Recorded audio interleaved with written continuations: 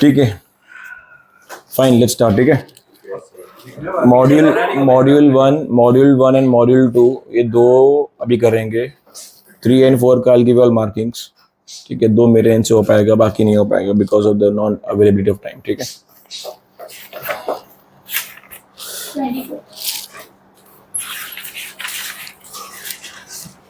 नौ question है सब मिला के। In all 9 question are there. Module 1 में 4, मॉड्यूल 2 में 5, right? In all 9 question are there. They will be asking 3, of which we need to attempt 2. Probability of the questions to be from this particular slot अच्छी खासी है। ठीक है, but then again risk is there। Short तो भगवान भी आए तो अलग बात है, बाकी मैं तो नहीं हूँ, तो रिस्क इज देयर। बट पास हो जाओगे, इतना है, जितना मार्किंग दे रहा हूँ उतना कर लोगे। पास तो 110% आप लोग हो जाओगे। Passing will not be an issue. ठीक है, एंड टू माई अंडरस्टैंडिंग पास ही होना है। आज के दिन में पास के सिवा कोई हो सो वो रखता है, then it's too late for them to realize. ठीक है, पेज 24 है बुक सब। पेज 24 क्या, इंपॉर्टेंस ऑफ सोशल इंफ्रास्ट्रक्चर। ठीक है, module 1, module 2। Module 1 is about microeconomics, थोड़ा बोरिंग लगेगा। मॉड्यूल 2 इज अबाउट एग्रीकल्चर, कुछ आंसर इंटरेस्टिंग है, कुछ आंसर बोरिंग है। Module 3 is about I guess tourism and all the services. So उसमें कुछ बहुत इंटरेस्टिंग आंसर्स हैं, कुछ बहुत अनोइंग है।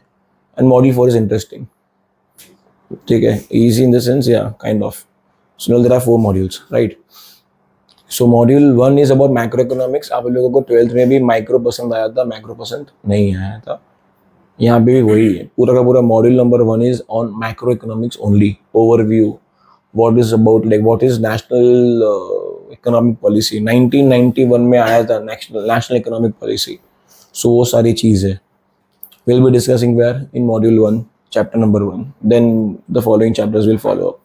What do you mean by, सबसे पहले let's start with the first question.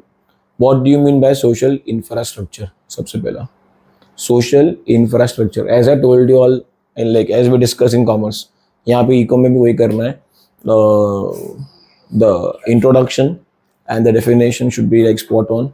If not the definition, at least you should be doing what? Introduction learn करके जाओ, and then आप आगे का पार्ट अपने हिसाब से भी लिख पाओगे, कोई इशू नहीं आएगा। ब्लैक पॉइंटर्स है, majority of the answer which I have given is black pointers only. ठीक है, so what do you mean by the word social infrastructure? उसका मार्किंग ले लो पहले। In the context of India, social infrastructure is what? Is aimed at reducing poverty and inequality of opportunities, improving delivery of education and healthcare, and providing a life of dignity to the vast majority. Social infrastructure मतलब society. Society में किस तरह का infrastructure है? We are not talking about the actual infrastructure जो होता है अपना, क्या roads, bridges and all. We are talking about societal infrastructure. Society में लोगों का रहना सहना, lifestyle, education level, health care, sanitation facilities, वो सब कैसा है, that is called social infrastructure. ठीक है, तो ये सोशल इंफ्रास्ट्रक्चर पे भी गवर्नमेंट खर्चा करता है, ताकि ओवरऑल डेवलपमेंट तो आ रहा है, बट सोसाइटल डेवलपमेंट नहीं है, तो डेवलपमेंट कुछ काम का भी नहीं है। Because that development will only be restricted, not restricted but only be limited to few of the total majority. Total mass में से थोड़े लोगों को बेनिफिट मिलेगा अगर उन्होंने स्पेंड नहीं किया किस पे, सोशल इंफ्रास्ट्रक्चर पे। स्कूल्स बना दिया है, but schools are only eligible for home. Schools है, सबको एजुकेशन मैंडेटरी भी कर लिया है, बट जो अच्छी स्कूल्स है वो अच्छा है, वो जो गवर्नमेंट स्कूल्स है खराब है। बराबर है कि नहीं? तो उसमें क्या हो रहा है, there is inequality, it's sustaining only. Inequality बढ़ रही है, और क्यों बढ़ेगी? बिकॉज जो गवर्नमेंट स्कूल से पढ़ रहा है एंड जो नॉर्मल स्कूल से पढ़ रहा है, गवर्नमेंट स्कूल में उनका पढ़ाई लिखाई ना के बराबर है, उनका संगत भी ना, like the whole what I am trying to say, in short अगर समझाना रहेगा, अगर स्टार्ट करने के टाइम पे इन शॉर्ट समझाने का रहेगा, अगर government is spending on the actual infrastructure like road, bridges, telecommunication, ये सब पे खर्चा कर रहा है, at the same time government will also have to spend and take care of its infrastructure, social infrastructure. ये इतना सारा प्रवचन बोला है, प्रवचन ही करना है, वो लिखना है स्टार्टिंग में इंट्रोडक्शन के लिए, क्योंकि बिना सोशल इंफ्रास्ट्रक्चर के अपलिफ्टमेंट में development of the actual infra is nothing, is waste. So यहाँ पे इंपॉर्टेंस क्या है? सबसे पहले क्या दिया? Human development. Human development, economic development क्या था? Development of economy. Human development क्या रहेगा? Development of humans. अमीर हो गया तू, मतलब तेरा क्या हो गया? Economic development. बट यहाँ से तो भाई तू धोती में बैठा है अब तक। आर यू फॉल लिटरेट नहीं है, इलिटरेट है, पढ़ा लिखा नहीं, कोई आइडिया ही नहीं है कुछ भी, and easily anyone can fool you up. Lifestyle, lifestyle भी matter, lifestyle, poverty, literacy level, तो ये सारी चीजें कहाँ पे तुम्हारा आएगी? ह्यूमन डेवलपमेंट में। देन इकोनॉमिक ग्रोथ, मतलब अगर तुम्हारा टोटल ओवरऑल सोशल डेवलपमेंट होएगा, then that will 110% lead to like liberal minds. Liberal mind रहेगा मतलब they will not think of, they'll start educating themselves, education होएगा, थोड़ा पढ़ा लिखा होएगा, by default they will do business and overall development भी आएगा। तो पहला ह्यूमन डेवलपमेंट होएगा, सेकंड क्या होगा? Economic development, because of social infrastructure. Social infrastructure होने पे पहला कौन सा पॉइंट आएगा? सेकंड। सर बट अंदर हमको याद नहीं रहेगा, तो मैंने क्या अंदर तो ना पढ़ के बोला है कुछ, लिंक किया किसको? आंसर के साथ। किसके साथ? ब्लैक पॉइंट के साथ। आपको वही करना है, लिंक कुछ भी करो अंदर, it's all fine. Third, positive externalities, मतलब क्या रहेगा? पॉजिटिव एक्सटर्नलिटी मतलब is a benefit enjoyed by third party as a result of a transaction. Education, healthcare, and family welfare services provided through social infrastructure have positive externalities.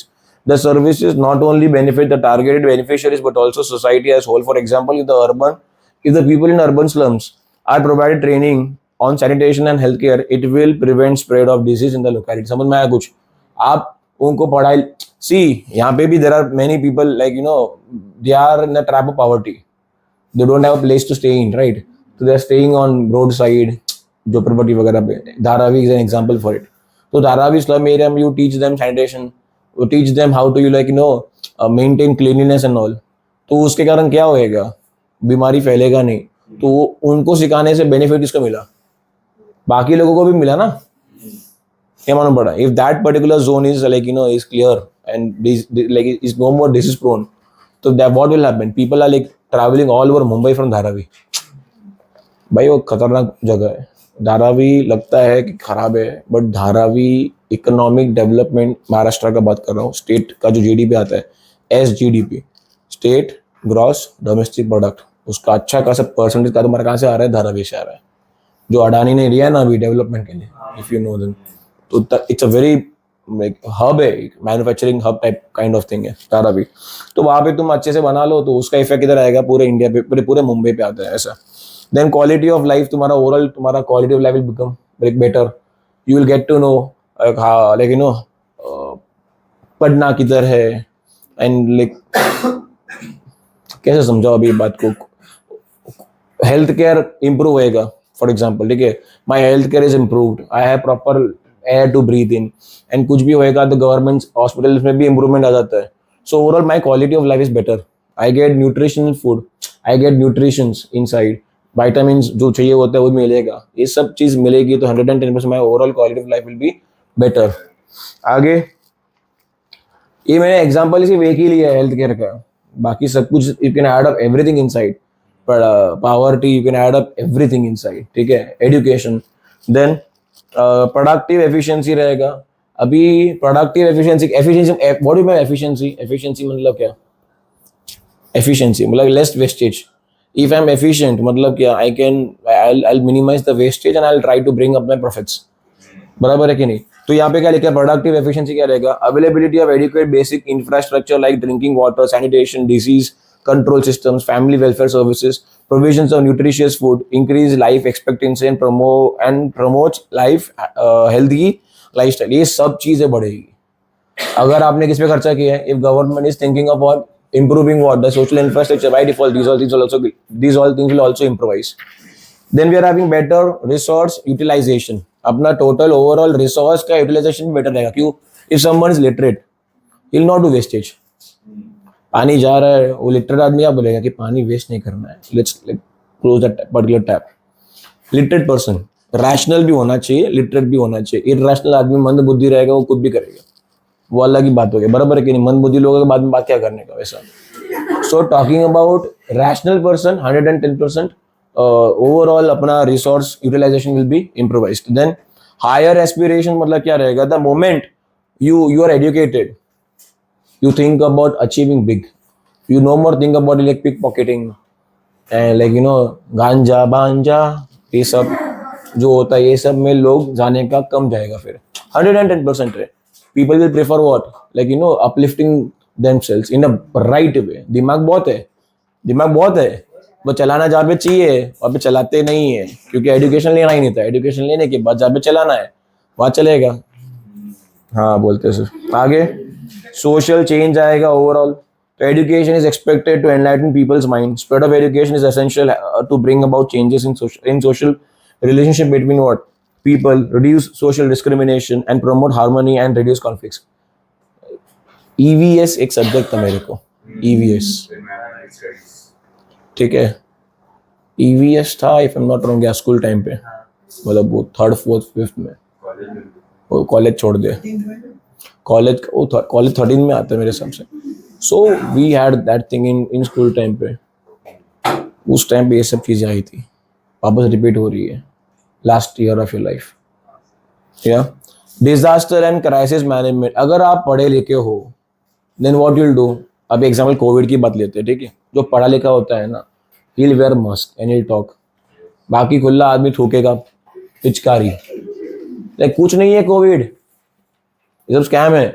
वो है कि नहीं बात की बात है. Are you following my point और not? But at least you will get vaccinated. अब तो वो वैक्सीन मूवी आने के बाद तो वैक्सीन में स्कैम लगता है कभी कभार, if you have seen that movie. Anyways, so page number 24, the first answer is importance of social infrastructure. ये बहुत आसान आंसर है. This 110% you need to learn and you can write on your own also. ठीक है. Then आगे अभी इसमें education वगैरह पार्ट है, that I would have taken. ठीक है. But since that is taken where in your SLE. SLE में तुम्हारा कवर हो गया education. That's why I'm assuming, like in commerce, we are assuming over here also that they'll not be asking what education. ठीक है. Directly come into page number 48. Sustainable development.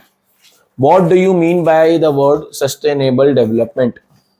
The term, sorry, sustainable development. Sustainable development का मतलब क्या है?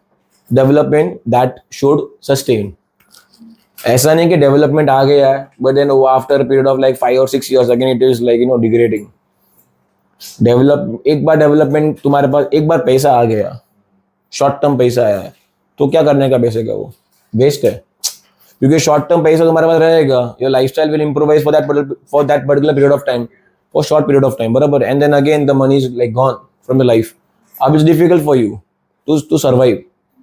So what do we need? We need development. Yes, we need development. But which development do we need? We need sustainable. The development which will sustain, which टिकेगा. इसलिए slow and study बोलते हैं ना, वो चलने का. घाई करेगा, सब कुछ एक साथ लाने का ट्राई करेगा. So what will happen? जो अभी मुंबई का हालत है, आधा ऊपर मुंबई खड्डे में. इन्होंने पहले क्या सोचा कि सीमेंट का रोड लाएंगे, तो they started building cement roads everywhere. तो they had to first achieve that goal. फिर लाया मेट्रो लाने का है. फिर मेट्रो के साथ में they are trying to link up what that coastal, बराबर है, सब साथ में ला रहा है. तू तकलीफ हो रहा है, एक एक करके लाने भाई. समझ में आ रहा है कि नहीं? अब क्या होगा, सब कॉम्प्रोमाइज होंगे फिर, क्योंकि इसका अलग प्रोजेक्ट मैनेजर रहेगा, इसका अलग रहेगा, इसका अलग, इसका अलग. हर किसी को डेडलाइन दिया हुआ है. Like by December they expected to start that. या so by December is this near. हो गया बट वो स्टार्ट वैसा नहीं, वो स्टार्ट हो जाएगा. वो अभी कैसा है, डेडलाइन मिल गया है, पब्लिसिटी स्टंट करने का था उनको. दे डिड दैट एंड वो स्टार्ट करने के चक्कर में कुछ 19-20 कॉम्प्रोमाइज कर लिया रहेगा. It will take one small tiny error and everything is gone. आप समझे? एक टाइम पे एक लोन है भाई, सब साथ में खाने का काम करेगा. खाने के टाइम पे पूरे एक एक करके खाते हैं ना, कि साथ में खाएगा तू. हाँ भाई. या तो सस्टेनेबल डेवलपमेंट क्लियर हो गया ये बात. अब यहाँ पे क्या लिखा हुआ है, पेज नंबर 46 पे आना.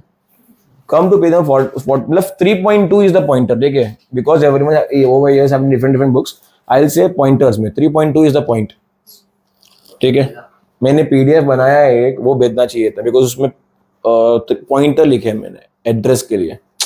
पेज नंबर नहीं लिखा है, पॉइंटर लिखा हुआ है. सो 3.2 is the pointer for what? Sustainable development. Sustainable development is defined as what development that meets the needs of the present without compromising the ability of the future generations to meet their own needs. समझ में आया कुछ? अभी आ रहा है, सब वापर लिया अभी के जनरेशन के लिए। यहाँ ये जनरेशन को तुमने सब कुछ दे दिया, कॉम्प्रोमाइजिंग व्हाट? Future generation. तेल लगाने का जब पैदा होएगा तो खुद को देख लेंगे वो लोग, हम हमारा दिखते हैं। ऐसा नहीं होता है। और ये फॉलोइंग, क्योंकि अभी अगर तू सब कुछ दे रहा है देन फ्यूचर वापस फ्यूचर खाली रहेगा ना। Then this development whatever is been done is of no use for home, for the future generation. तो ये डेवलपमेंट आपके लिए आप तक ही सीमित है। अगेन फ्यूचर में this is the no use that, then again break down this particular infrastructure, again they'll build something for themselves, again third generation आएगा वो और थर्ड क्लास काम करेगा। Are you following? तो सस्टेनेबल डेवलपमेंट होना चाहिए वैसा। If a country adopts sustainable development strategy, its GDP growth rate may not be very high, as I told you all. एक साथ नहीं कमाएंगे, स्लो कमाएंगे, स्लो एंड स्टडी रहेगा, but like it will be there, but it will be sustainable over a longer period of time. तो 3 point दिया है। In order to achieve which development, sustainable development, you need to get 3 things. पहला economic development, second social development, third environmental protection. ये तीनों को तुम देखते हो तो ही तुम्हारा क्या हो सकता है, सस्टेनेबल डेवलपमेंट। तो ओवरऑल इकोनॉमिक डेवलपमेंट ला रहा है, but you are not thinking of the people. China did that, development ला रहा था बट पब्लिक का हालत खराब। लेबर चीप क्यों है यहाँ पे? बिकॉज चीप, उनको मजा नहीं आता काम करने में सस्ते में, but they are being forced to work like at a cheaper rate. मालूम पड़ रहा है मैं क्या बता रहा हूँ? तो सोशल डेवलपमेंट नहीं था उधर, बट क्या था उधर? इकोनॉमिक डेवलपमेंट था। तो now they facing the crisis. Then again point number 3 कौन सा है इसमें? Environmental protection. एनवायरमेंट का भी प्रोटेक्शन तुमको करना मैंडेटरी है, वरना सब खत्म कर देगा तो ग्लोबल वार्मिंग में तुम फंसने वाले हो।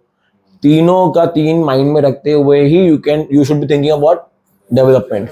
तो यहाँ पे if you see there are 17 SDGs, sustainable development goals, बाजू में लिखा हुआ है 17 नाम दिए, दिख रहे कि नहीं? 17 लिस्ट इज देयर। ये बुक में सिर्फ नाम दिया है, बट जो आइडॉल का बुक आता है PDF, जो आइडॉल का PDF हो रहा है सर्कुलेट सब जगह पे, उसमें हर पॉइंटर को समझाया है डिटेल में, मतलब एटलीस्ट ऑफ 5-6 लाइन्स।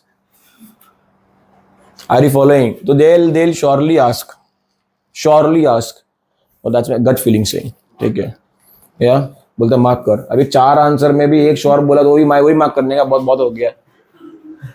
कौन बोला? कोई गधा था, there was some donkey. Anyways, तो SDG है sustainable development goals. There are 17 in all. They have explained all 17 in that particular PDF, so you can have a look at it. Clear है? Sure.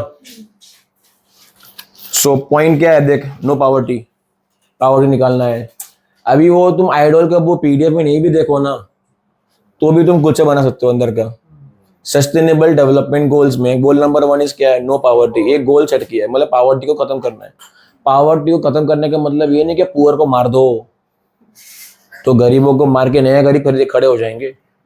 Poverty खत्म कब होगा? When you are removing income inequality. सबको at least थोड़ा बहुत तो मिलना ही चाहिए। BPL कोई होना नहीं चाहिए। What is BPL? Below poverty line. Then zero hunger, मतलब क्या? जो because of hunger people are dying, right? तो वो तो होना ही नहीं चाहिए। You should be providing free food, देते हैं वो लोग। आगे good health and wellbeing, quality education, gender. ये क्या है? कुछ नहीं है, बहुत आसान है। 17 के सी do you guys think from your perspective? Think like an examiner. Will he be asking all 17? Sir, but why won't he? Because he has to check. तो वो एक बात भूल जाते हो, he has to check. तो he'll not ask all 17. 7.5 mark का है, जस्टिफाइबल भी नहीं है, तो 10 लंग कर लेने के 17 में से तुम्हारा जो ठीक लगे वो, एंड तुम्हारा काम हो गया। Are you following? बेटर चाहिए सोल्यूशन। तो अगला जो आंसर है ना, जो क्लब करना है अगला ही पेज पे, recent sustainable development initiatives in India. India ने क्या क्या किया है? ये तो SDG क्या बोलता है? ये जनरल SDGs है, 17 के 17 में से 7 तो इंडिया फॉलो करता ही है। कौन से 7? ये रहे। तो पहला ending poverty, ending hunger, ensure healthy life and promote wellbeing, फिर अचीव जेंडर इक्वालिटी, या Beti Bachao Beti Padhao, gender equality, inequality, gender equality, build resilient infrastructure, promote inclusive and sustainable industrialisation and foster innovation. Goal number 9। तो goal number 9 इसमें क्या लिखा है? Industry, innovation and infrastructure. तुमको अगर वही लर्न करने का है तो वही लर्न करो, चलेगा। मालूम पड़ा कि नहीं? 7 जो इधर दिए है ना, कहां से उठाना है? इसमें से नाम यहां से उठा लो। और इंडिया ने क्या किया है वो यहाँ पे इंफॉर्मेशन दिया है। तो एक बार पढ़ लोगे, लर्न नहीं करना, रट्टाबाजी नहीं, एक बार से पढ़ना है। जैसे कि अभी बेटी बचाओ बेटी पढ़ाओ आंदोलन जो चलता है, टीवी पे ऐड वगैरह आते हैं, ये जो प्रैक्टिकल चीज है पूरा, मतलब जो डे टू डे तुम देख पा रहे हो उसी के बारे में आंसर है पूरा। तो you will remember now, gender equality में क्या है? बेटी बचाओ बेटी पढ़ाओ, या बेटी पढ़ाओ पहले बचाओ पहले, या 1 मिनट। सो उस पे लिख दो कुछ भी, they are running ads and everywhere, Amitabh Bachchan is there, ये वो कुछ भी पेकाबिली कर दिया, कोई फर्क पड़ने वाला नहीं है। बट स्टार्ट तगड़ा होना चाहिए। किसका? इंट्रोडक्शन। किसके ऊपर? सस्टेनेबल डेवलपमेंट, बेटी बचाओ पे इंट्रोडक्शन चाहिए इसको। आगे 69 या अभी इसमें we are using our trick. FDI मतलब होता है फॉरेन डायरेक्ट इन्वेस्टमेंट। होता क्या है वो? बाहर का पैसा किधर लगाया हुआ? इंडिया में। बाहर का पैसा इंडिया में लगाना जरूरी है, बहुत ज्यादा जरूरी है, because without that India will be like back to 1990s जो खराब हालत था। बाहर से पैसा इंडिया में लग रहा है तो जाके धंधा सही से हो पा रहा है, because they are not only getting the money from abroad but they also get technology, their technical know how, skills, machineries, equipments, और वो का देखा देखी करके अपना खुद का बना देते हैं कॉपी करके। क्लियर है? सो FDI का आंसर में advantages and disadvantages of FDI same चिपकाएंगे answer, advantages and disadvantages of MNC। FDI का मतलब क्या हुआ पहले मतलब समझा? फुल फॉर्म नहीं, बाहर का पैसा जो इंडिया में लगा है, बराबर है, बट इंडिया में उन्होंने खुद की कंपनी नहीं खोली है, इंडिया में उन्होंने किसी और कंपनी में लगाया है। बट अगर मैं किसी कंपनी में पैसे लगाऊंगा then 110% I'll have some kind of controlling authority in the company, and the moment I'm having controlling authority I'll try to uplift the company because मैंने किसी कंपनी में इन्वेस्ट किया है। मालूम पड़ा मैं क्या बता रहा हूँ? समझो ये वॉरेन बुफे है, what he will do? Buffet इधर बोला, बुफे तू बोला नहीं है, तू बुफे है। क्लियर है? So he is investing where? In Indian companies, he is investing in Indian company. ये क्या हो गया? FDI। दूसरा ये गूगल सुंदर है या, तो गूगल वाला अगर इधर आके इंडिया में ब्रांच खोल देता है तो ये क्या हो गया? MNC। रिलायंस MNC है कि नहीं है? भगवान बचाए मेरे को। यस, जो भी company is operating in more than one country one nation will be called MNC, multinational company. ठीक है? तो गूगल वाला यहाँ पे आके कंपनी खोल देवे या फिर कोई और बंदा किसी और कंपनी में इन्वेस्ट करे, दोनों जगह पे कंट्रोलिंग बाहर से हो रही है। दोनों का एडवांटेजेस, दोनों का डिसएडवांटेज ऑलमोस्ट सिमिलर रहेगा। ब्लैक पॉइंट थोड़ा अलग 19-20 हो सकते हैं, but we'll have to learn one only. Sir but उसने नहीं दिया तो तू दोनों कर ले, दोनों कर ले, मैं बता रहा हूँ, टेंशन नहीं आएगा। You learn which answer, role and advantages बोलो, एंड देन डिसएडवांटेजेस। किसके? MNC। अच्छा, ये MNC वाला इधर आके खोल रहा है कंपनी, ये MNC वाला इंडिया में कंपनी खोलता है तो उसका डिसएडवांटेज क्या है कि लोकल पब्लिक को धंधा करने में तकलीफ होएगा। तो वैसे ही FDI वाला जिस कंपनी में इन्वेस्ट करेगा वो कंपनी ऊपर आएगी, बाकी के लोगों को तकलीफ होएगा। तो बात तो 19-20 तो वही हुआ। अच्छा, एडवांटेज क्या रहेगा? MNC coming to India, then overall efficiency quality will increase. FDI भी आएगा तो एफिशिएंसी क्वालिटी विल इंक्रीज। मैं तो पॉइंटर देख भी नहीं रहा हूँ, बिना पॉइंटर देख के बता रहा हूँ, 2-3 पॉइंटर तो माइंड में अपने आप आ जाएंगे। वो अंदर एक है, सबके अंदर एक स्किल है, बहुत बड़ा स्किल सेट है। कौन सा? फेंकने का। फेंको, बहुत बड़ा स्किल है, यूज करो। इतना फेंकते हैं रोज, आए दिन हर मिनट फेंकते हैं, उठ के फेंकते हैं, रात को फेंकते हैं। तो बस पेपर में 2 घंटा फेंका फेंकी और करनी है। सब इन जनरल, तुझे नहीं बता रहा हूं, इन जनरल, बराबर है कि नहीं? या लेट्स कंटिन्यू। तो यहाँ पे क्या लिखा है? Role advantages of MNCs। So direct employment मिलेगा, क्योंकि अगर वो MNC वाला यहाँ पे आके ओपन करेगा तो वो he need what? Labour, employees. Then indirect employment भी मिलेगा। सर इनडायरेक्ट कैसे मिलता है? एक तो मैं खुद हायर करता हूँ, I am hiring employ for me. अच्छा मैं यहाँ पे कंपनी खोलूंगा, who am I? I'm an MNC. I'm opening a company over here. Then what will I do? I'll have to transport goods from my factory to customer's factory या customer's outlet. तो उसके लिए I'll have to hire room, transport guy जो मेरा नहीं है। तो मालूम पड़ा कि नहीं? सब्सिड अरे aid to business, auxiliary services, banking में बढ़ेगा, एडवर्टीजमेंट का एक्सपेंसेस बढ़ेंगे, विल नीड एजेंट्स। जो एमएनसी इंडिया में आएगा they'll need warehouses, they'll need insurance. तो ये सारे सेक्टर भी बढ़ते हैं। वो खुद तो डायरेक्ट हायर कर ही रहा है, that's called direct employment. And eight the same time उसके यहाँ पे आने के बाद, समझ गए नहीं, इनडायरेक्ट एम्प्लॉयमेंट भी बढ़ेगा। Then what do we have? FDI आएगा, खुद आएगा तो एफडीआई भी लेके आएगा ही ना। एफडीआई मतलब खुद का पैसा लेके आएगा बाहर से। आगे टेक्नोलॉजी लेके आएगा, हायर इनकम, इंडिया का ओवरऑल इनकम भी बढ़ेगा, because he will show how to live. काय का शो पूरा बिगाड़ दिया है। आगे फॉरेन नेटवर्किंग होगा अपना and access to foreign markets, because see the moment we are having Tesla coming here, then we'll get, people will come to know कि ऐसी भी कुछ चीज होती है। People working where in Tesla company, they'll have direct contacts where with what the main branch head offices of Teslas, and then all their suppliers. तो foreign network बढ़ता है ना, एक कनेक्शन बढ़ता है अपना, स्किल्स बढ़ेगी। सो स्किल्स कैसे बढ़ेगी? टेस्ला कंपनी यहाँ पे they start manufacturing, they hire people from here. They hire people from here मतलब क्या? वो काम कर रहा है पब्लिक इधर and they manufacturing Tesla cars, तो उनका स्किल्स बढ़ना ही है ना। Then what do we have?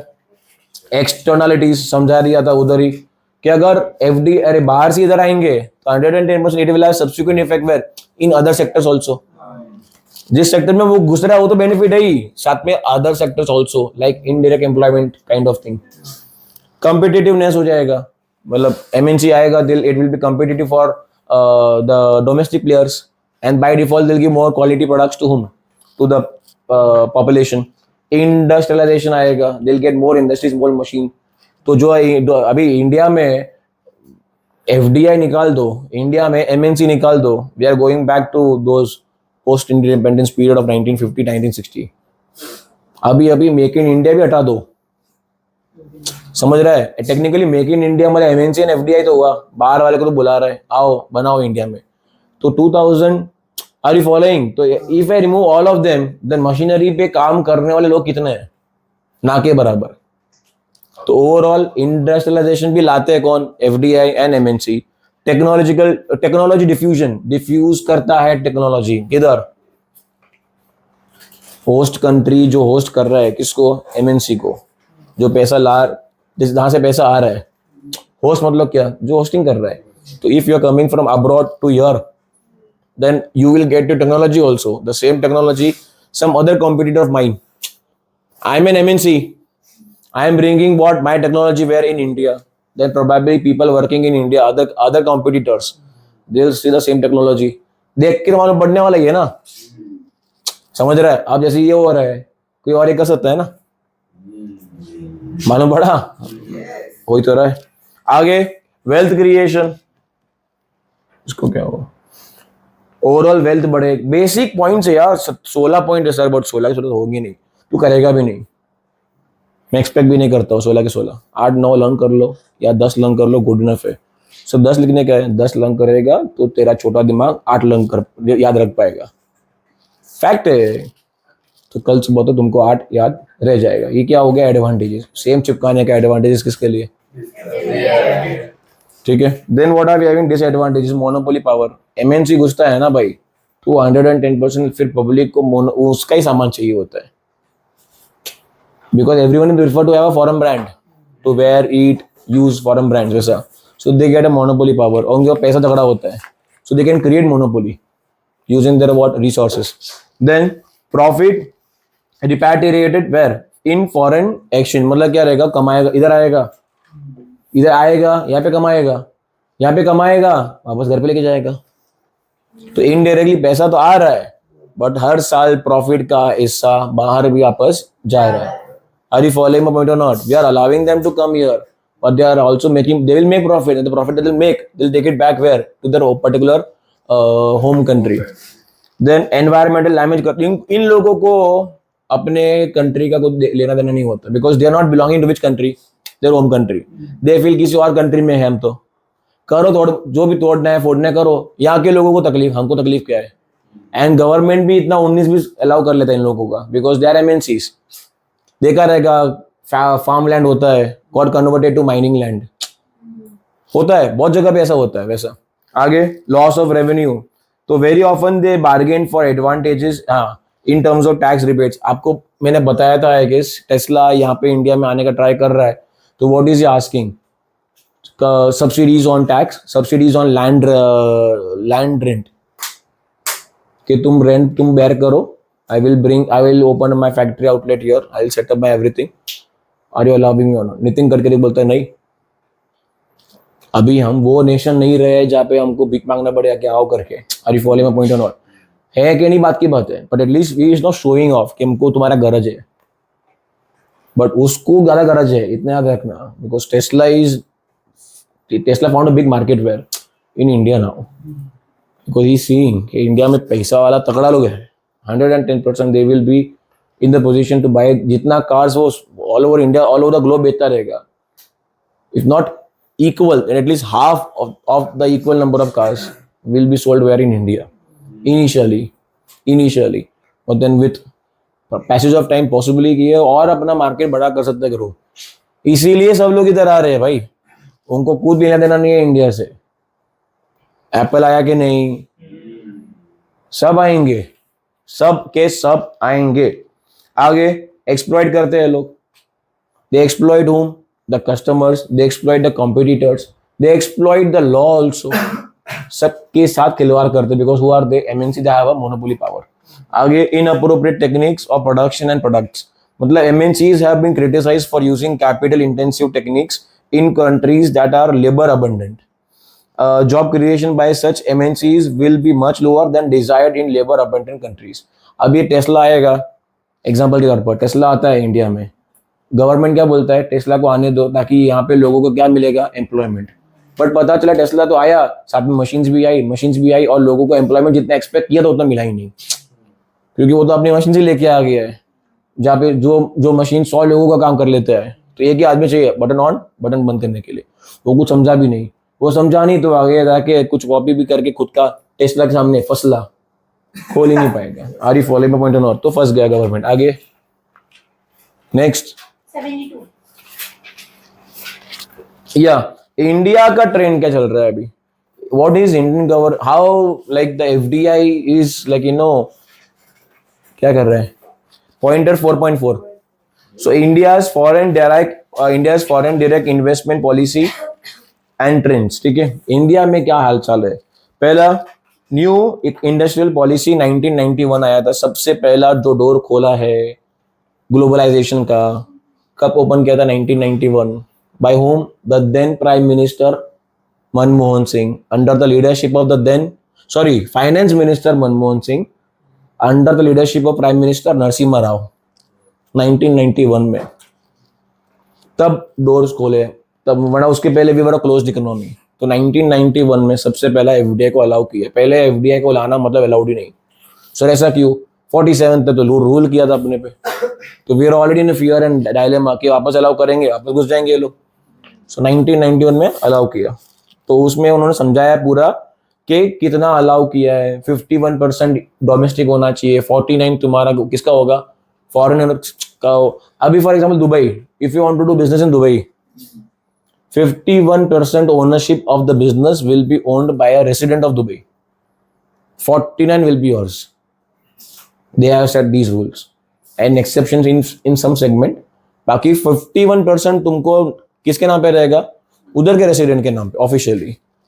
फिर तुम अंदर द टेबल सेटलमेंट करो, बट जिस दिन नियत खराब हो गया किसका, वो रेसिडेंट का, तो तुम्हारा 51% साफ है, वो चल के धंधा कर सकता है उधर दुबई में। क्यों रखा है? ताकि उधर के पब्लिक को भी धंधा मिले एंड टैक्स बेनिफिट मिल जाता है, तो बाहर के लोगों को भी बेनिफिट मिलता है। तो India also started doing that. Then FDI routes, एक क्या लिखा है, ऑटोमेटिक रूट मतलब क्या रहेगा, in some sectors investors do not require prior government और आरबीआई अप्रूवल, डायरेक्टली आओ बाय करो, तुम्हारा काम हो गया, हमको इन्फॉर्म कर दो कि आपने इन्वेस्ट किया है। दूसरा कौन सा रूट है? गवर्नमेंट रूट, जहां पे गवर्नमेंट अगर अलाउ करेगा तो ही तुमको अलाउड है, नहीं तो तुमको अलाउड नहीं है। कुछ कुछ सेक्टर ओपन कर लिए, इसमें जिसको डाल सकता है। एफडीआई के लिए परमिशन दे दिया, those who want they can put, you don't need to take permission from us, but कुछ कुछ सेक्टर ऐसे भी बोले थे कि इनमें अगर आपका इन्वेस्टमेंट डालने का विचार है then you need to first take the approval of RBI and government will approve it, only then you can what do you say, put inside the business. The Department of Industrial Policy and Promotion नामक एक चीज बीमारी बनाई, कब बनाई? 1995 में, under the ministry of commerce and industry. फिर उन्होंने क्या किया, उस पर प्रवचन दिया हुआ, एक बार देखो तो तुम्हारा समझ में आ जाएगा। सॉरी सर, सर हाँ बोल, सर अरे आगे तो बोल, सर सब नाम है, लर्न करने पड़ेंगे। सब जगह पे मैं ट्रेंड नहीं दी है, कई पे ट्रेंड्स का आंसर मार्क करवाया है, एक या दो आंसर ही ट्रेंड्स के हैं। तो while marking I make sure कि I only give those marking जो आंसर लर्न करने में भी आसान हो। This one is difficult to learn, but this one I couldn't avoid, that's why I had to mark. ये क्या है मालूम है? इंडिया ने क्या क्या किया है, किसमें? एफटीआई सेक्टर में, फॉरेन डायरेक्ट इन्वेस्टमेंट जो सेक्टर है अपना, उसमें क्या क्या किया है मालूम पड़ रहा है? मैं क्या बता रहा हूँ? तो इसमें you can not like you no modify और ब्लैक पॉइंट रटने का है, ब्लैक पॉइंट का मतलब समझने का है, अंदर फेंकने का है। सर वही तो कर रहे थे, बट यहाँ पे ब्लैक पॉइंट लर्न करना डिफिकल्ट रहेगा as compare to other answers. As compared to other answers, obviously that black point will be difficult to remember, but you will have to learn. अगर मैं बता रहा हूँ ऑलरेडी ये जितने भी किए इंपॉर्टेंस मार्क बहुत कम कराए हैं, तो the risk is like 50-50 now. 8 question आपको लिखना है, 8 में से आप 6 कर पाओगे, ठीक है? Good for a student learning 1 day prior, but उसमें तो अगर मस्ती करता है, बोलता है मेरे को लगता है कि नहीं लग रहा है, तुझे लगता है, तो मुझे तो कंफर्म मालूम है कि केटी आने वाला है। So then you are not suppose to use your extra intelligence and skip any of the answers. जो है ये 4 आंसर्स है, ये 4 में से आपको 2 करने को, लगभग अटेम्प्ट करने को हो जाएगा। टेक्निकली 4 नहीं किए, 5 कर दिए, क्योंकि एडवांटेजेस एंड डिसएडवांटेजेस दोनों के कर लिए। किसके? एफडीआई एंड ए। समझ आ रहा है मैं क्या बता रहा हूँ? वैसा जो फर्स्ट चैप्टर है उसमें से भी पूछता है, बट मैंने वो फर्स्ट चैप्टर को इतना रिलेवेंस नहीं दिया है। जो न्यू इकोनॉमिक पॉलिसी है, फर्स्ट चैप्टर को मैंने रिलेवेंस दिया ही नहीं है। ऐसा first chapter is all about introduction, तो I have skipped that particular chapter पूरा कंप्लीटली। फिर भी एक बार करना है, रिस्क पुट नहीं है ऐसे। What was NEP? New economic policy कब आया था? न्यू इकोनॉमिक पॉलिसी 1991 में। वो क्यों लाया गया? आपके छोड़ दो, ये बुक छोड़ दो, आपको आता ही नहीं है, ठीक है? रैंडमली बात कर रहे हैं दोस्तों के साथ। तो न्यू इकोनॉमिक पॉलिसी 1991 क्यों लाया रहेगा आपके हिसाब से? इकोनॉमिक डेवलपमेंट, इकोनॉमिक ग्रोथ के लिए, ये हो गया। फिर एम्प्लॉयमेंट जनरेशन के लिए, फेक और सोच क्या होएगा? टेक्नोलॉजिकल एडवांसमेंट के लिए, इंफ्रास्ट्रक्चर डेवलपमेंट के लिए, ह्यूमन डेवलपमेंट डालना। समझा? कुछ हो गया आंसर। एक आंसर है जो शायद आ जाए, तो तुमको आता है। कौन सा क्वेश्चन है? Objectives of NEP. ऑब्जेक्टिव मतलब एनईपी क्यों लाया गया? तो पहला पॉइंट क्या है? Economic stabilization. अगर आपको पता है कि नहीं, आई डोंट नो, 1991 में जो हालत था ना इंडिया का, वो हालत अभी है किसका? पाकिस्तान का। मतलब बहुत अनस्टेबल था, we were almost like dead. तो it was a master stroke by the government of India. Then accelerate what? Economic growth, मतलब इकोनॉमिक ग्रोथ आ गया, कवर हो गया। देन जनरेशन ऑफ एम्प्लॉयमेंट आ गया, रिडक्शन इन पॉवर्टी आ गया, इंप्रूव क्वालिटी ऑफ लाइफ आ गया, increase capital formation, improve efficiency, then globalization of Indian economy. You know what? जो SDG थे ना, उसमें से बहुत सारे इधर चिपका दो ने। मतलब what I am doing is, yes, risk तो ले ही रहे, but these are which risk? Calculated risk. तो 110% तुम्हारा काम हो जाएगा। 4 आंसर में तुमने 6 आंसर कर लिए, तो सर 6 के 6 कर लेता हूँ, कर ले, तेरे पास बहुत टाइम है तो 6 के 6 कर। मैं कहा ना बोल रहा हूँ, पूरा बुक कर, 4 करो, 4 है तो मेरा 6 कवर हो जाते हैं। ऑब्जेक्टिव्स ऑफ एनईपी अगर आएगा then you can write down answers, but उसको मॉडिफाई करके। एनईपी याद रखना पड़, होता है क्या गवारो? हाँ 1991 में याद आए तो ये भी डाल देना। मनमोहन सिंह उस टाइम पर फाइनेंस मिनिस्टर था, नरसिम्हा राव प्राइम मिनिस्टर था। बट अगर गलत लिखोगे तो हाथ जोड़ता हो मत लिखना, एंड लिखो तो अंडरलाइन कर देना, सही लिखो तो, वरना आ बे मुझे मार। श्योर। तो this was complete explanation of module 1 in short, ठीक है। 11 बजे 80। I'm assuming, तो ठीक है, आया तो ठीक है। चल पेज नंबर 81 पे आ जाओ अभी, मतलब 81 बोलो या चैप्टर नंबर 5 में पॉइंट नंबर 5.2, ठीक है। ये पूरा मॉड्यूल, कौन सा मॉड्यूल, मॉड्यूल नंबर 2 किसके ऊपर है, खेती बाड़ी पे, एग्रीकल्चर पे, पूरा का पूरा एग्रीकल्चर पे ही है। तो इसमें भी आप फेंका फेंकी कर सकते हो कहीं कहीं पे, बट जहां जहां पे ट्रेंड वाला आंसर आएगा कि गवर्नमेंट ने क्या क्या किया है, तो उसमें क्या फेंकेगा, खुद के हिसाब से ला लेगा कुछ तो गड़बड़ हो जाएगा उधर पे। क्लियर है। सो पहला national agriculture policy 2000 national agriculture policy 2000 में आया था, इसलिए called 2000, has incorporated the following main features. इसमें क्या क्या फीचर्स है, ठीक है, ठीक है। बट उसके पहले ये चैप्टर में फेंका फेंकी करना किसके ऊपर है वो पता होना चाहिए। एग्रीकल्चर, सब जगह एग्रीकल्चर एग्रीकल्चर एग्रीकल्चर, लिखेगा क्या अंदर। Yeah, so agriculture is the base for development of other sectors. Its importance lies in the fact that it provides most essential consumption goods for the people. Fact ही है, निकाल दो agriculture, खाएगा क्या, ऐसा खाएगा, हाँ बोलते हैं। Are you following my point or not? So agriculture is having relevance. It is the main route that will help in development of other sectors also. ये कुछ स्टेटमेंट याद रखने के, फेंकने में काम आते हैं, कुछ स्टेटमेंट्स काम आएंगे फेंकने में, कुछ भूल गया लिख दिया। एंड जहां पे तुमको ब्लैक पॉइंट याद नहीं आए, ये ट्रिक प्रेफरेबल नहीं है, बट अगर आपको किसी किसी आंसर में you forgot a black point, what you should be doing, don't write खुद का ब्लैक पॉइंट्स। पॉइंट 1 पूरा para, point 2 para, point 3 para, let him read, he will not read, he will give marks. ये मालूम पड़ रहा है। अगर black point पता है तो लिख दो चुपचाप, तो सिर्फ वो ब्लैक पॉइंट ही पढ़ेगा और टक टक टक मार्क्स दे देगा। बट अगर नहीं पता है ब्लैक पॉइंट, कंटेंट याद है, ब्लैक पॉइंट भूल गए, होता है ना, इकोनॉमिक डेवलपमेंट था, आगे क्या वर्ड था याद नहीं आ रहा है, तो लिख दो पैरा फॉर्म में आंसर। मतलब पैरा पॉइंट 10 पॉइंट है ना, पॉइंट 1, हाँ 10 पैरा, पैरा मतलब 4-5 लाइन के, वो तो बाई डिफॉल्ट उतने होने वाला है। या सो ये मेन फीचर, सबसे पहले तुम्हारा क्या है, private participation. Features of national agriculture policy 2000 का मेन फीचर्स क्या है, सबसे पहला क्या है, प्राइवेट पार्टिसिपेशन, मतलब private enterprises would be encourage through contract farming, land leasing arrangements, technology, capital व्यवसाय, कैपिटल इनफ्लो एंड, मतलब प्राइवेट प्लेयर्स को भी कराओ पार्टिसिपेट किसमें, एग्रीकल्चर। ये तुम भी आओ भाई, तुम भी फार्मिंग में इंटरेस्ट लो, हमको तो इंटरेस्ट ही नहीं है, तो नहीं इंटरेस्ट तो पैसा लगाओ।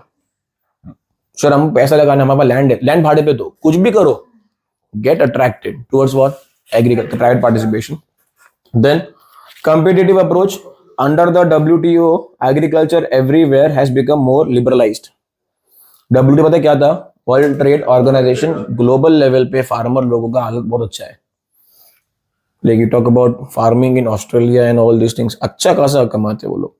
एक इंडिया में फार्मर लोगों का तो खराब, पुअर पब्लिक से भी खराब है। एटलीस्ट उनके पास सर पे लोन तो नहीं, जो है मिलना है खाया, काम हो गया, मांग मांग के। इनको तो सर पे कर्जा होता है, तो बदतर हालत है उनकी, जबकि उनकी हालत अच्छी होनी चाहिए वैसा। तो यहाँ पे क्या लिख रहा है वो, कम्पिटिटिव उनको बनाने का ट्राई करना है। किनको बनाना है कम्पिटिटिव, फार्मर्स को। एफिशिएंसी बढ़ाओ किसकी, एग्रीकल्चर की। There is something called HYV seeds, high HYV, high yield variety seeds, पढ़ा रहेगा शायद आप लोगों ने, वो ग्रीन रेवोल्यूशन वगैरह सब हमने किया रहेगा, अगर गलती से नहीं किया है तो छोड़ दो, ठीक है। सो वो सब चीज है, मतलब ग्रीन रेवोल्यूशन अभी नहीं, you had these all things in a school day also. अगर ICSE में तो था 9th स्टैंडर्ड में कराया होगा विशाल सर ने, SSC तो अलग बात है फिर। Then you had tax reforms, government is bringing new tax reform, जिसके कारण लेकिन उन लोगों को थोड़ा बेनिफिट मिल रहा है। किन लोगों को बेनिफिट मिल रहा है, फार्मर्स को। Tax free income, section 10A, tax में सीखा है अपन ने। देन internal trade मतलब internal movements and trade in agricultural community commodities will be liberalized by progressively reducing the existing restrictions in whichever manner they may be, including tax. जो भी internal movement में तकलीफें दे barriers था वो सब हटा दिया है, ठीक है. Then plant varieties and seeds. मैं आपको मैंने बताया HYV seeds अलग अलग टाइप की seeds है, वो सब गवर्नमेंट प्रोवाइड कर रहा है at some concessional rate. Infrastructure ला रहा है कैसे, बाय बिल्डिंग ऑल जितना भी गांव खेड़े का एरिया है they are trying to make it all like electrified. Rural electrification हो रहा है ना. रूरल इलेक्ट्रिफिकेशन मतलब सब जगह पे क्या पहुंच रहा है, इलेक्ट्रिसिटी पहुंच रहा है. वो पहुंचेगा तब जाके तो होगा इरिगेशन, स्प्रिंकलर्स एंड ऑल चालू करने के लिए what they need, electricity. Sprinklers के लिए दे नीड कैनल्स, कैनल के लिए दे नीड व्हाट, डैम्स. वो इंफ्रास्ट्रक्चर ये सब रहेगा तो जाके फार्मर लोगों को भला होना है भाई. आगे national live stock breeding strategy, ये भी ठीक है. फाइनेंस मिल पा रहा है उनको, फाइनेंस के ऊपर पूरा चैप्टर आगे आएगा आपको. एग्रीकल्चरल फाइनेंस के ऊपर पूरा चैप्टर आगे आने वाला है, उनको फाइनेंस मिल सकता है. They have made every it's mandatory for every bank to give some portion of the loan as agricultural loan. Mandatory कर दिया गवर्नमेंट ने. एंड कहीं के तो पूरी बैंक ही बैंक है किसके लिए, फॉर फार्मर्स, नाबार्ड. उसके अंदर जितनी बैंक्स है सब क्लियर है. इंश्योरेंस स्कीम ला ली है कि तुम्हारा क्रॉप अगर नहीं आया तो तुमको पैसा मिलेगा. समझ रहा है, ये सब तो रिस्क होता है उनके सर पे. Transform the Indian agriculture rural development, कितना सारा लिखने के लिए है. इसमें से कोई भी 7-8 लर्न कर लो, काम हो गया. क्लियर है, आंसर इंपॉर्टेंट है इसलिए कर लो. आगे नेक्स्ट 96. ये फर्स्ट था. 96 evaluation of agricultural price policy. ठीक है, व्हेन आई से इवैल्यूएशन मतलब क्या हुआ, एक टाइप ऑफ इट चेक करना कि हाउ इवैल्यूएट मतलब रेट कि एग्रीकल्चरल प्राइस पॉलिसी जो गवर्नमेंट लाई है वो कैसा है आपके हिसाब से. टिप्पणी करो, कमेंट ऐसा. तो पहला the working of agricultural price policy has certain limitations they are. ठीक है, तो टिप्पणी करने में क्या मालूम पड़ा अपने को. पहला क्या मालूम पड़ा, सबसे पहला difficulty in what deciding fair prices. Fair price नक्की करने में डिफिकल्टी हो गई. लाइक फॉर एग्जाम्पल गोल्ड है तो गोल्ड का भाव फिक्स है, ऑल ओवर इंडिया वही रहेगा.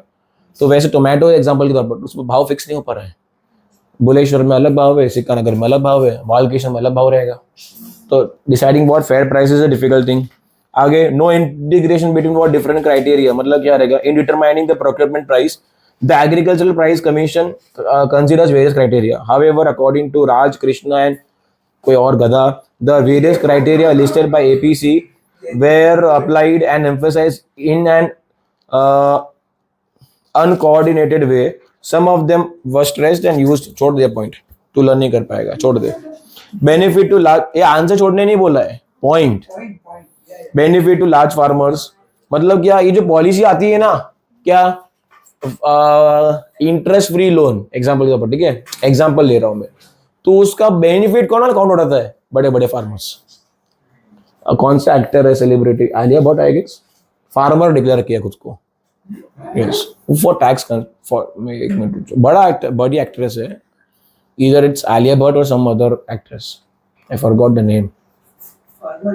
फार्मर, ताकि वो कुछ डिडक्शन में अपना बेनिफिट ले सके. समझा कुछ वैसा, क्योंकि फार्मर लोग लैंड खरीद सकते हैं, बेचने के टाइम पे उनको मिलता है subsidy in LTCG, long term capital gains. तो ये बचत भी बड़ी हुई रहेगी, इसीलिए तो खुद को फार्मर डिक्लेयर करेंगे. एंड नॉट पब्लिकली कि मैं खेती में फार्मर नहीं हूँ, ये फार्मर हूँ, पब्लिकली नहीं बोलते लोग, पेपर में दिखाने का. किधर ITR में, कोर्ट वोट में जाने का होता है, इसमें कोर्ट जाने का इसको. आगे माओ, तो ये सारा बेनिफिट किसको मिल रहा है, बड़े फार्मर को मिलता है, छोटे फार्मर को मिलता नहीं है. Then mounting fiscal deficit, fiscal, अच्छा अभी ये फार्मर का बेनिफिट करना है, कौन कर रहा है बेनिफिट, गवर्नमेंट. तो गवर्नमेंट कहाँ से ला रहा है पैसा, वो डेफिसिट बन रहा है रोज हर साल, किधर, बजट में. तो वो बजट का डेफिसिट दिन ब दिन बढ़े जा रहा है आजकल. Mounting, it's going up and up and up. What is going up, the fiscal deficits. Budgetary deficit होता है ना, वो बढ़ रहा है. तो वो खपत करने के लिए गवर्नमेंट और लोन लेती है. तो लोन लेना बंद कर दो, लोन लेना बंद कर देंगे तो इनको कौन देगा, किसको, फार्मर्स को. आगे contribution to inflationary trend, sorry, the increasing price has nothing to do with the cost of production. Large farmers अभी ये क्या कर रहे हैं मालूम है, बड़े बड़े फार्मर्स होते हैं वो दे डू, अभी बीच में भाव पता है किसका था, टोमेटो का भाव वॉज एक्सपेंसिव देन जोमेटो। तो मीम बना था भाई कि टोमेटो महंगा हो गया किससे, जोमेटो से। एंड लिटरली मीम आ रहा था कि who will reach 100 first, tomato और जोमेटो। तो टोमेटो तो जाके आके नीचे भी आ गया और अभी जोमेटो ऊपर गया है 100 के, अभी recently like may be last 2 हफ्ते में शायद हुआ रहेगा, वो भी इतने टाइम बाद फर्स्ट टाइम पॉजिटिव रिजल्ट ही है। तो ऑप्टिमिज्म का माहौल है वैसा। तो ये क्या बता रहे हैं यहाँ पे, कंट्रीब्यूशन टू इन्फ्लेशन ट्रेंड मतलब क्या रहेगा, ये सारी चीजें महंगी होना क्यों होती है, महंगी क्यों होती है महंगी, बिकॉज दिस बिग फार्मर्स, जो लार्ज फार्मर्स है, what they do artificial hoarding, माल दबा के रखते हैं and then they let the price to inflate. समझ रहा है, छोटे फार्मर को कुछ मिल नहीं रहा है। अपन सोचते हैं कि जो टिपिकल विमेंस, ये विमेंस का बहुत बड़ा खराब चीज है। नहीं मीम का मैं मजाक नहीं कर रहा उधर। विमेंस में टिपिकली बार्गेनिंग का आदत होता है, तो मैं तो उनको एक ही चीज बोलता हूँ, बार्गेनिंग करना है ना, जाओ मॉल में, उधर करो ना बनो बार्गेनिंग। उधर तुम्हारा क्या दिखाते हो, sophistication, how can I bargain over here, yeah but when you go to the sabzi market and all, भैया कितने का दिया, बोलेगा 50 रुपीज। 50? अरे किडनी थोड़ी ना मांगी है, 50 मांग रहा है ना वो। चलो तुम्हारा नहीं मेरा नहीं, 60 का 2 दे दो, 50 का 1, वो बोल रहा है तुम ना, तुम्हारा नहीं मेरा नहीं, 60 का 2 दे दो। वो बेचारा शायद दे भी दे कभी कभी। नहीं तो दैट इज व्हाट, सी तुमने बचाया है कितना rupees, 40 rupees, which bloody you will spend in cheap things. मेरा कचरा ही होने वाला है पानी पैसे का, तो उससे रैदर है उससे बार्गेन ना करके सीधा 100 रुपये दे देने का उसको। तो he will also feel happy, शायद दुआ में तुमको कुछ अच्छी दुआ ही देगा, वरना वो हर बार तुम बार्गेन करते हो। The moment you there reach him, next time again will go there, because तुमने बार्गेन किया उसके पास से और तुमको हाँ बोला है, तो तुम्हारा ईगो सेटिस्फाई हुआ है, तो next time again that lady will go there. The moment she is coming, now this guy knows कि आई आपस खाएगी मेरे को, तो पहले से प्रिपेयर्ड है, क्यों करने का ये सब। आगे, impact on what, rural poor. ये पॉलिसीज जो आ रही है लार्ज फार्मर्स के लिए सुटेबल है बट छोटे फार्मर्स के लिए सुटेबल नहीं है। तो government assumes that increase in agricultural prices leads to what, higher returns to farmers, which in turn leads to higher wages to agricultural labor। ये सोचता है कौन, गवर्नमेंट, क्या कि मिनिमम सेलिंग प्राइस कर देते हैं नक्की, मतलब अगर तुमको फार्मर्स के पास से खरीदने का है, तुमको इतना एमएसपी देना पड़ेगा ही। चल रहा है बवाल बहुत सालों से ये एमएसपी का, ठीक है, पार्लियामेंट में, उनको वो फर्क पड़ता नहीं है, एमएसपी 50 रुपीज आवे 5 रुपीज आवे, वो उनको करना क्या पॉलिटिक्स है, ये कट करना पड़ेगा। या सो सो 10 रुपीज 20 रुपये एमएसपी रखा है, तो 10 का अगर एमएसपी 20 कर लिया तो गवर्नमेंट क्या सोचेगा कि 20 किया मतलब फार्मर को एक्स्ट्रा इनकम मिलेगा, मतलब farmer will end up paying more to the labour working in the farmland. But ऐसा होता ही नहीं है, नहीं दिस इज नॉट हैपनिंग। आगे, buyers in favour of what, low cost states, जहां पे सस्ता ऑलरेडी है, जहां पे गवर्नमेंट और बेनिफिट कर रहा है, तो उनको तो डबल बेनिफिट मिल रहा है। तो what will happen, people will prefer buying goods from where, from that particular state only. ऐसा, नॉट ऑल कमोडिटीज कवर्ड, सारी की सारी कमोडिटीज कवर नहीं होती है। Wheat and rice are usually covered under the price policy, बाकी बहुत सारे कमोडिटीज कवर नहीं होता है। बहुत आसान है, there are only 8 points here. Evaluation बोलो, लिमिटेशंस बोलो, क्रिटिसिज्म बोलो, समझा कि क्या क्या हमको करना, टिप्पणी, comment on national agriculture policy. Next answer please. The next answer is from agricultural finance chapter 7.4. Yeah, NABARD. What is NABARD? आपने क्या रहेगा, national bank for agriculture and rural development, ठीक है, NA for national bank for agriculture and rural development. उसका role and function, बहुत आसान है, वापस फेंकी चालू इस आंसर में। क्या क्या रहेगा, नाबार्ड बैंक क्यों बनाई गई, ताकि लोगों को फार्मर लोगों को लोन इजीली मिल जाए, इंटरेस्ट फ्री मिल जाए, ताकि उन लोगों का अपलिफ्टमेंट होवे, एफिशिएंसी बढ़े, they can buy capital goods like tractor and all. तो ओवरऑल प्रोडक्टिविटी बढ़े. They can buy HYV seeds which seeds high yield variety seeds महंगी होती है वो खरीद सके. So they can buy chemical fertilisers, chemical pesticides and all. फेंकी चाल या. अभी एग्रीकल्चरल फाइनेंस बाय नाबार्ड में 4 टाइप के फाइनेंस दिए हुए यहाँ पे. Micro finance, bulk lending support to NGOs, tribal development project and farm income insurance scheme. ये 4 के 4 आपको याद रखने. ठीक है. किसान को क्रेडिट कार्ड भी देता है. लिमिट कितना है? 500 रुपए का. 5000 सॉरी 5000. 500 तो होता तो मैं उनको बिगेस कर देता यार, बट ठीक है.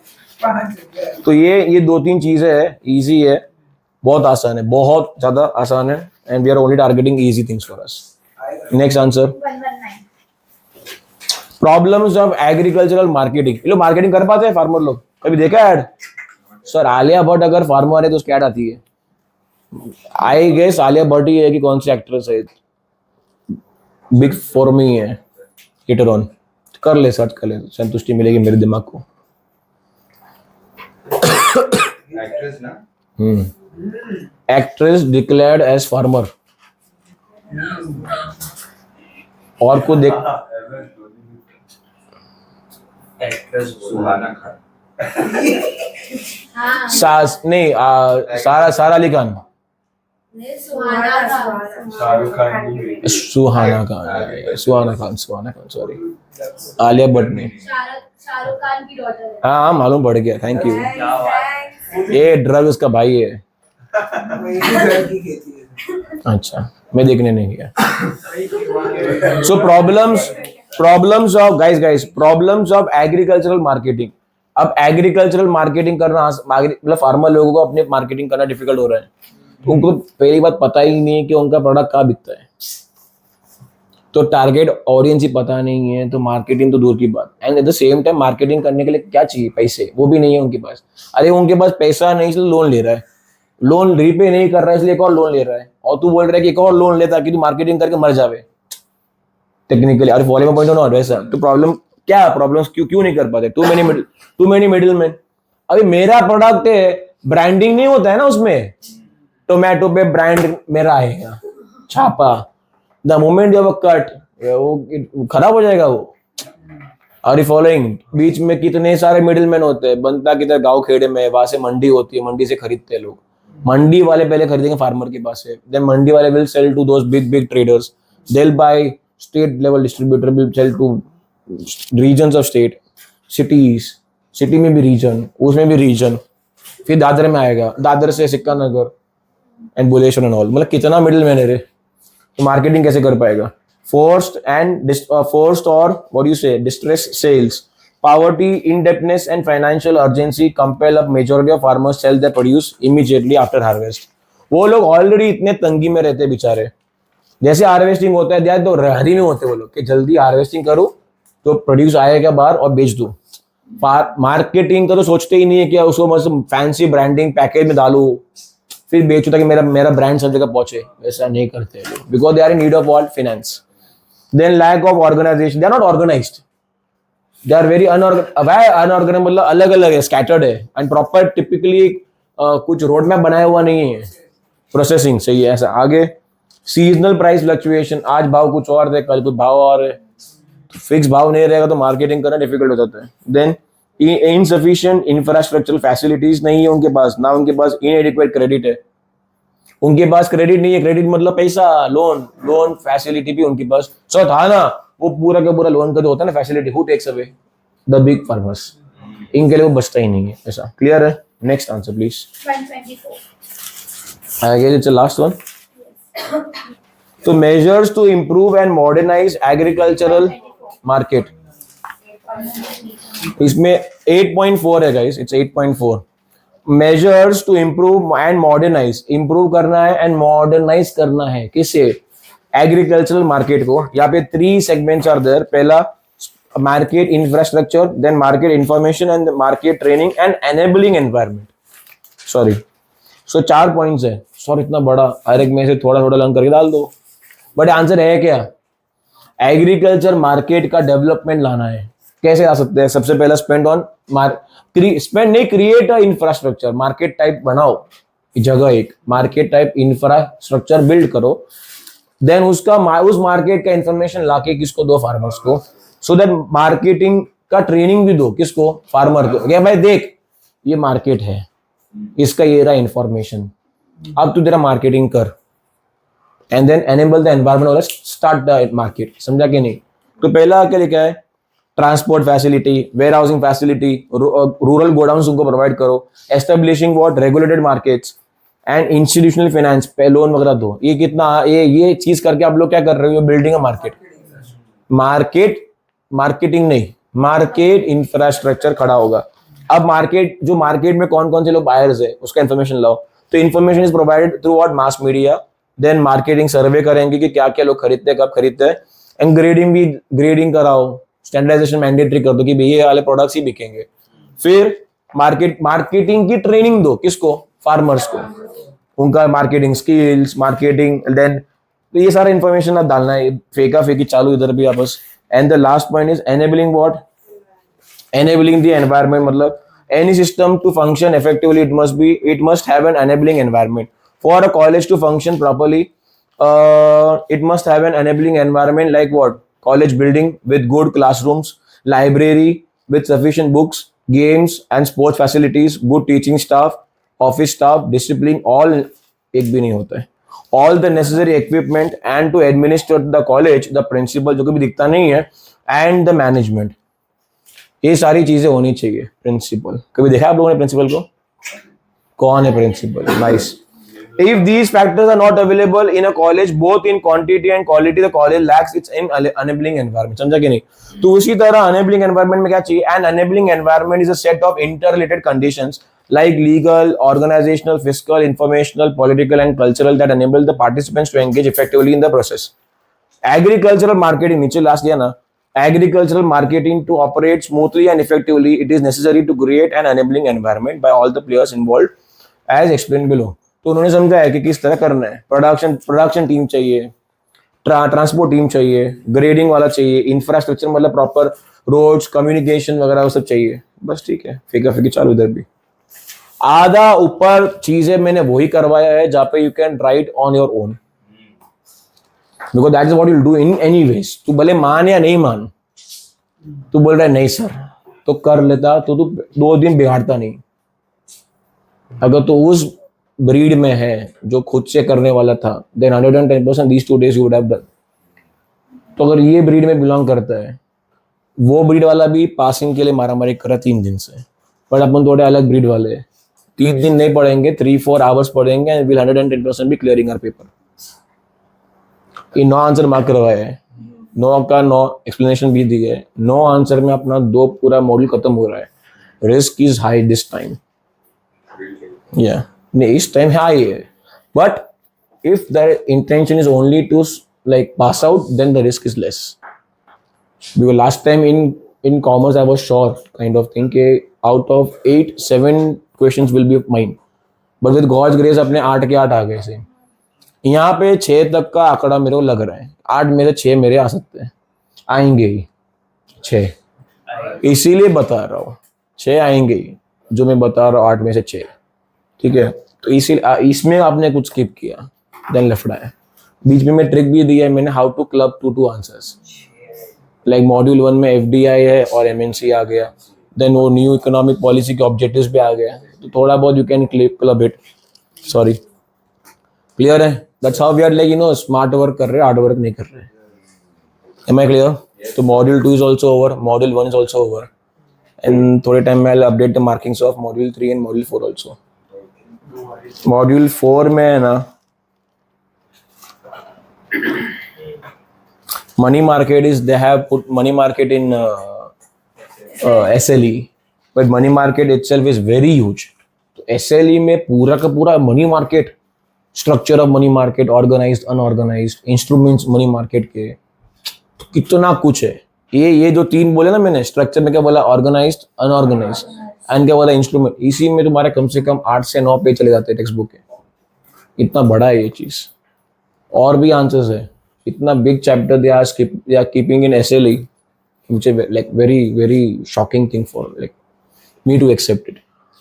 वैसा तो इसमें से भी एक दो आंसर मैं करने दे दूंगा मार्किंग में इंक्लूड करके, like you know we are not like you know going all in, at least अपने फ्लॉप्स देखो, हाथ में तो कार्ड्स है ओमा के, फ्लॉप देख लो, बाकी रिवर एंड टर्न तो रिस्क पे है ही, फिर जो होना है वो होएगा। नहीं तो कुछ गधे होते हैं ना फ्लॉप देखेंगे ना रिवर ना टर्न ना खुद के कार्ड देखेंगे, जा भाई नहीं मेरा कॉल है, तू जो रेस करना रेस कर ले, मेरा कॉल है। तो वैसा वाला ब्लाइंड गेम भी नहीं खेल रहे। Those who didn't know what I was saying, मजाक कर रहा हूँ, सीखना भी नहीं।